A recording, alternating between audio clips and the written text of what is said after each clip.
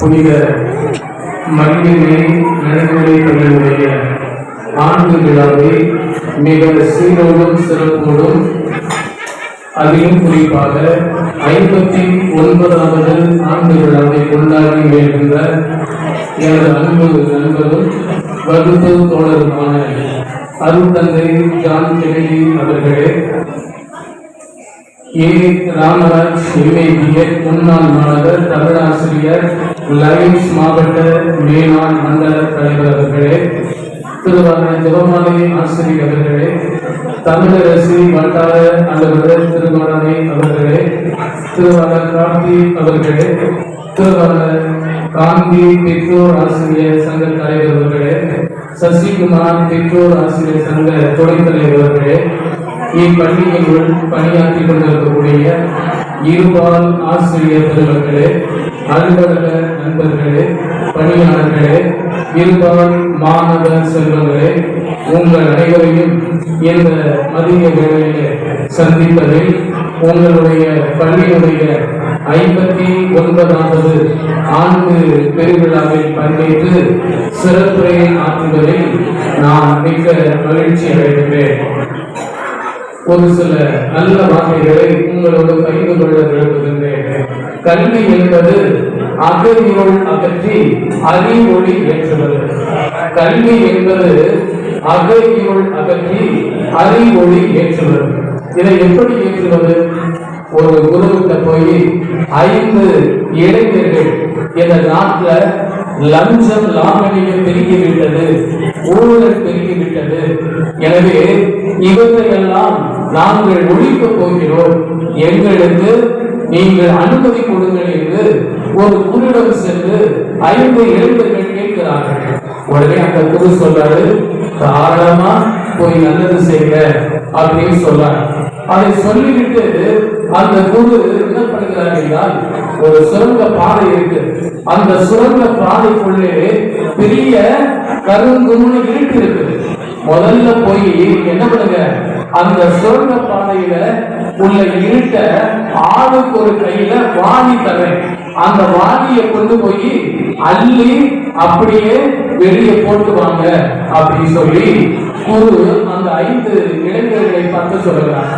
இவங்க போறாங்க, அங்கே சுரங்கத்துக்குள்ள கருங்குன்னு இருந்து வாடியை கொண்டு போய் அள்ளி பார்க்கிறாங்க, அள்ள முடியல, இருட்ட விரட்ட முடியல, சும்மா திரும்பி வராங்க. அப்ப இருட்ட விரட்டியாச்சா அப்படின்னு சொல்லி இந்த குரு கேட்கிறார்.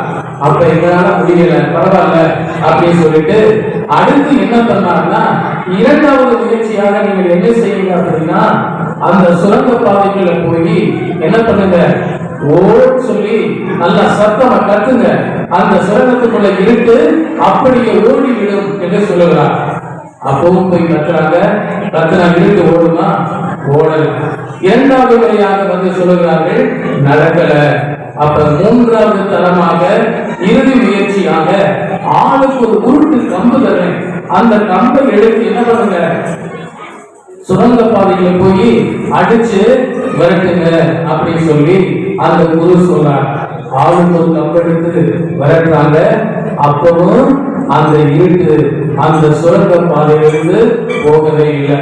இப்ப நீங்க செஞ்ச முயற்சி தோல்வி அடைந்து விட்டது. இப்பொழுது நீங்க என்ன செய்யுங்கள்? ஒண்ணுமே உங்களால செய்ய முடியல. இப்ப நான் அந்த சுரங்க பாதைக்குள்ள இருக்கிற அந்த இருட்டை விரட்ட போறேன். இப்ப இருள் மறைய போகிறது, ஒளி வரப்போகிறது என்று சொல்லி 5 இளைஞர்கள் ஒரு இளைஞரை மட்டும் அழைத்து அவர் என்ன சொன்னாரு, ஒரு தீப்பெட்டியை கொடுத்து பத்த வச்சு சொல்றார். இப்ப அந்த இளைஞர் என்ன பண்ணாரு, அந்த சுரங்க பாதைக்குள்ளே சென்று ஒரு தீப்பெட்டியை பத்த வைக்கிறாரு. அப்ப உடனே அங்கே இருட்டு ஓடி விடுகிறாரு.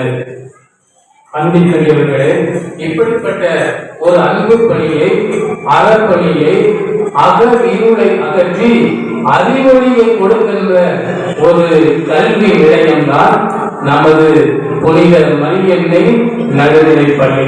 எனவே இருளை விரட்டி ஒளியை ஏற்றுவது, அத்தகையுளை அகற்றி அறிவொளியை ஏற்றுவதுதான் ஒவ்வொரு ஆசிரியருடைய அறப்பணியாக இருக்கிறார். இதைத்தான் சர்வப்பள்ளி டாக்டர் ராதாகிருஷ்ணன் என்ன சொல்லுகிறார்? ஆசிரியர் பணி என்பது அறப்பணி, அதற்கே ஒன்றை அர்ப்பணி என்று சொல்லுகிறார். இப்ப ஒரு ஸ்டூடெண்ட பார்த்து உனக்கு இந்த பள்ளிக்கூடத்துல எது பிடிக்குது எது பிடிக்கவில்லை அப்படின்னு சொல்லி ஒரு கேள்வியை கேட்டா ஒரு மாணவர் என்ன சொல்லுகிறார்? எனக்கு அல்ல எந்திரிச்ச உடனே பள்ளிக்கூடத்துக்கு போறது பிடிக்குது, பள்ளிக்கூடத்துல இருந்து திரும்பி வர்றதுக்கு பிடிக்குது. ஆனா பள்ளிக்கூடத்துக்கு போறதுக்கும் பள்ளிக்கூடத்துக்கு திரும்பி வர்றதுக்கு இடையில ஒண்ணு நடக்குதுல்ல, கிளாஸ், அதுதான் எனக்கு பிடிக்கவில்லை என்று இன்னைக்கு மாணவ மாணவியர்கள் சொல்லுகிறார்.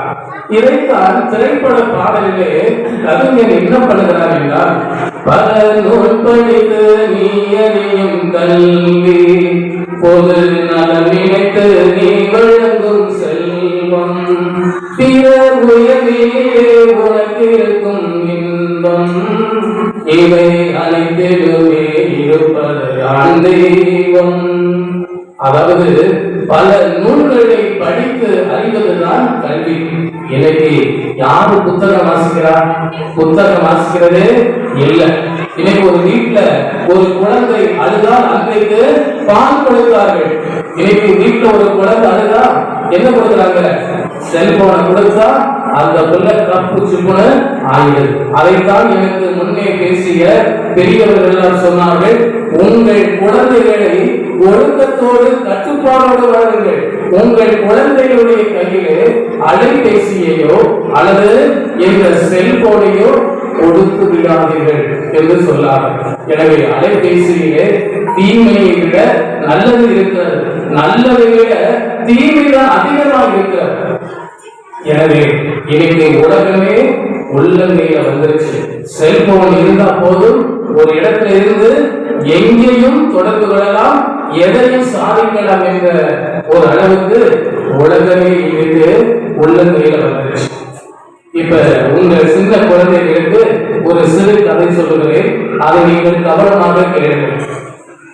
இந்த பள்ளியிலே 61 மாணவ மாணவியர் படிக்கிறார்கள். அப்படித்தான் ஆயக்கலைகள் 64 என்று சொல்லப்பட்டது. அந்த 64 61 குழந்தைகள் இருக்கிறார்கள். மற்ற 3 குழந்தைகள், அவர்கள் 3 நண்பர்களாக இருக்கிறார்கள். எப்படி இருக்கிறார்கள்? அவர்கள் ஒரு உருளைக்கிழங்காக, இன்னொருத்தர் ஒரு தக்காளி பழமாக, 3வது ஆளு ஒரு வெங்காயமாக இருக்கிறார். இப்ப இந்த 3 பேர் யார் யாரு? உருளைக்கிழங்கு, தக்காளி, வெங்காயம். இந்த 3 பேரும் நல்ல ஒரு நண்பர்களாக இருக்கிறார்கள். அப்ப இந்த நண்பர்கள் எல்லாரும் சேர்ந்து என்ன பண்றாங்க? கடலுக்கு குளிக்க போறாங்க. இந்த உருளைக்கிழங்கு கடல்ல குளிக்க போய் என்ன வந்துச்சு? உருண்டு ஓடி தண்ணிக்குள்ள விழுந்துச்சு. விழுந்து என்ன வந்துச்சு? அப்படியே மூழ்கி செத்து போய்விட்டது. இப்ப இந்த தக்காளி பழமும் வெங்காயம் என்ன பண்ணுது? ஐயோ, நம்முடைய நண்பர் இறந்து போயிட்டாரு அப்படி சொல்லி ஒரு அழுகுறாங்க. இப்ப உருளைக்கிழங்கு செத்து போச்சு. இந்த தக்காளி பழமும் வெங்காயமும் சேர்ந்து அழுது கொண்டு இருக்கிறார்கள். அப்ப திரும்பி வர்றாங்க. ஐயோ, நம்ம உருளைக்கிழங்கு போச்சு அப்படின்னு சொல்லி அழுதுகிட்டே திரும்பி வர்றாங்க. திரும்பி வர்ற வழியில ஒரு தண்ணி டேங்கர் லாரி வேகமா வந்து என்ன பண்ணுது? இந்த தக்காளி பழத்தை அடிச்சிருது. தக்காளி பழத்துல லாரி என்ன சத்தால சட்னி ஆயிடுச்சு. அப்படியே அந்த தக்காளி பழமும் இறந்து போச்சு. இப்ப ஐயோ, உருளைக்கிழங்கு எழுத போது நாங்க 2 பேரும் அழுதோம். இப்ப தக்காளி பழம் லாரிக்கார ஏற்றி அதுவும் சப்பானியா போய் சட்னியா போய் அது இறந்துருச்சு. இப்ப நான் மட்டும்தான் அழுகிறேன். இப்ப நான் செத்தா யார் அழுவா அப்படி சொல்லி இந்த வெங்காயம் மட்டும் என்ன பண்ணது? அப்படியே தனிமை உட்கார்ந்து இருக்கு. அப்ப தனிமையா இருக்கின்ற அந்த வெங்காயத்துல கடவுள் போய் இந்த வெங்காயம் போய் கடவுள்கிட்ட முறையிடுது. இப்படி நாங்க 3 பேர் இருந்தோம், 2 பேரும் இறந்த பொழுது 2 பேரும் அழுதோம். இப்ப நான் சாகையில யாரு அழுவா நான் சாகையில யார் அழுவா அப்படின்னு சொல்லி கடவுள்கிட்ட போய் இந்த வெங்காயம் என்ன பண்ணுது, முறையிடுது. அப்பதான் கடவுள் இந்த வெங்காயத்தை பார்த்து சொல்லாது, கவலைப்படாத வெங்காயம், கவலைப்படாத வெங்காயம், நீ சாகும் போது இந்த ஊரே அழுகும், நீ சாகும் போது இந்த உலகமே அழுகும். எப்ப உன்னுடைய தோட உறுதியில என்ன பண்ணுவாங்க, அங்க இருக்கிறவங்க எல்லாருடைய கல்லையும் தண்ணி தண்ணி தானா வடியும். இந்த சோக கதைய நீ மற்றவங்களுக்கு போய் சொல்லு அப்படின்னு சொன்னதாக ஒரு வரலாற்றிலே ஒரு கற்பனை நிகழ்வு சொல்லப்படுகிறது. அன்பிற்குரிய மாணவ செல்வங்களே, இதுதான் பள்ளிக்கூட வாழ்க்கை, இதுதான் கல்வி முறை, இதுதான் ஒவ்வொருடைய வாழ்க்கை முறை. இங்கே காலையிலிருந்து இந்நேரம் வரை நீங்கள் அனைவரும் இயல், இசை, நாடகம் இந்த மூன்றையும் அற்புதமாக உங்களுடைய ஆசிரியர் பெருமக்கள் பயிற்சி கொடுத்து உங்களை சிறப்பாக வழிநடத்தி இங்கே அரங்கேற்றி இருக்கிறார்கள். எனவே உங்களது ஆசிரியர் பெருமக்களுக்கு நீங்கள் என்னாலும் நன்றி கூறுகின்றவர்களாக இருக்கலாம்.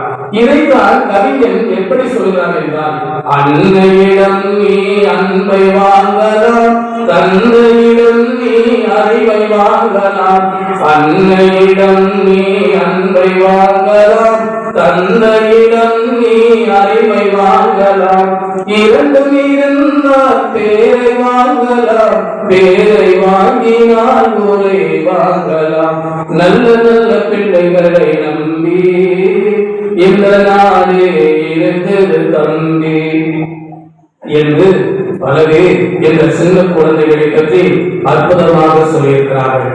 எனவே அந்த மரியனை நடுநிலை பள்ளியுடைய 59வது ஆண்டு திருவிழாவை மிக நேர்த்தியோடு மிக மிக சிறப்பாக இன்று நடைபெற இருக்கிறது. எனவே உங்கள் அனைவருக்கும் எனது வாழ்த்துக்களையும் நன்றிகளையும் தெரிவித்துக் கொள்வதோடு குறிப்பாக ஐயன் வள்ளுவர் சொல்லுவது என்னவென்றால், ஐயன் வள்ளுவர் அழுத்தம் திருத்தமாக சொல்ல ஒரு அற்புதமான குரல், ஒழுக்கம் விழுப்பம் தரலாம், ஒழுக்கம் உயிரிலும் ஓர்க்கப்படும். உங்களுடைய பள்ளியுடைய அந்த லட்சணைகள் போடப்பட்டிருக்கிறது, உண்மை, உழைப்பு, உயர்வு என்பது ஒவ்வொரு பிள்ளைக்கும் முக்கியமானது. உங்க வாழ்க்கையத்தான் தீர்மானிப்பது அந்த கல்விதான். அம்மா அப்பா கஷ்டப்பட்டு படிக்க வைக்கிறாங்க, அந்த கஷ்டத்தை தான் உணர்ந்து நீங்க நல்லா படியுங்க. கஷ்டப்பட்டு படிச்ச புள்ள டாக்டராகி நிற்கிறாங்க, படிப்பை இழந்த பிள்ளை கூலி வேலை செய்யறாங்க. ஒவ்வொரு மாணவருக்கும் கல்வி தாங்க முக்கியமுங்க. ஒரு நாட்டுப்புற பாடலை இப்படி சிக்கப்படுகிறது. எனவே பள்ளிக்குரிய இருவர் ஆசிரியர் பெருமக்களே, ஆண்டோர்களே, சார்ந்தோர்களே, நமது மரியன்னை நடுநிலை பள்ளி 59 ஆண்டுகளை கடந்து நிற்கிறார்கள். ஏறக்குறைய அடுத்த ஆண்டு 60வது ஆண்டு விழா. எனவே 60வது ஆண்டு விழா அல்ல, 100 ஆண்டுகளை கடந்து இன்னும் இந்த பகுதி வாழ் மக்களுக்கு அன்பையும் அறிவையும் ஒழுக்கத்தையும் நல்லறிவையும் இந்த பள்ளி கொடுக்க, இந்த பள்ளியால் உங்களுக்கு பெருமை, உங்களால் இந்த பள்ளிக்கு பெருமை என்று சொல்லி இந்த அருமையான வாய்ப்பை வழங்கிய இந்த பள்ளியுடைய நிர்வாகத்தினருக்கும், தாளாளர் தந்தையவர்களுக்கும், சிறப்பு விருந்தினர்களுக்கும், பெற்றோர்களுக்கும், மாணவ மாணவியருக்கும் மீண்டுமாக உங்களது பள்ளியுடைய ஆண்டு திருவிழா நல்வாழ்த்துக்களை கூறி விடைபெறுகிறேன். நன்றி, வணக்கம்.